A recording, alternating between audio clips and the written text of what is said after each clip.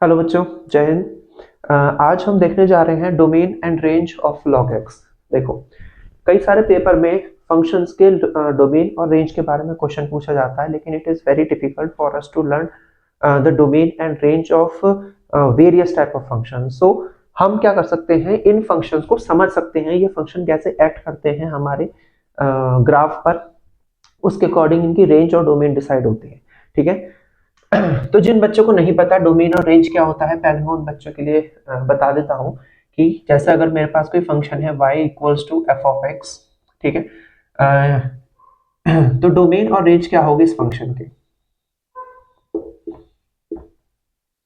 देखो, जितनी भी x की वैल्यूज होंगी जिन पर ये y फंक्शन डिपेंड करेगा वो सब डोमेन होंगी। तो डोमेन क्या होती है हमारी, x की वैल्यूज। डोमेन क्या होती है हमारी, x की वैल्यूज। और x की वैल्यूज को रखने के बाद जो मुझे मिलता है ये होती है हमारी y की वैल्यू। रेंज क्या होती है हमारी, y की वैल्यूज। ठीक है, इतनी बात हमें समझ में आ गई। तो डोमेन क्या होता है सर, फंक्शन में जो हम x की वैल्यू रखते हैं उनको डोमेन कहते हैं, और x की वैल्यू रखने के बाद जो हमें मिलती है y की वैल्यू वो रेंज होती है। अब log x की बात करते हैं।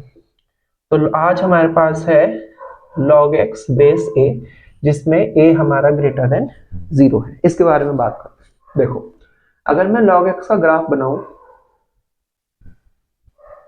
तो log x का ग्राफ कुछ इस तरीके से बनता है। ये हमारी x एक्सिस है, ये हमारी y एक्सिस है। ठीक है, ये जो पॉइंट है जो x एक्सिस पे टच करता है ये पॉइंट 1,0 है। आपने देखा होगा जो log है 1 वो 0 होता है, वो इसीलिए ही होता है कि x एक्सिस पर log 1 0 होता है हमारा।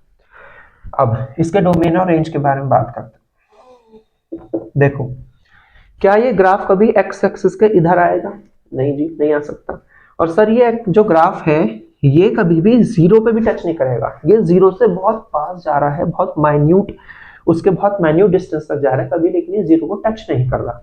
ठीक है, तो सर ये हमारा 0 को टच तो नहीं कर रहा, इसलिए ओपन इंटरवल लगा देते हैं।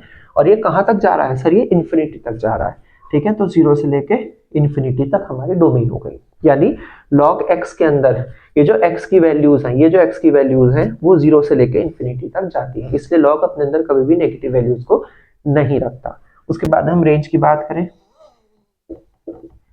तो रेंज क्या है सर, जब मैं x की वैल्यूज दिखा रहा हूं तो जो log x है ये सर माइनस इन्फिनिटी से लेकर प्लस इन्फिनिटी तक जा रहा है ऑन द y एक्सिस।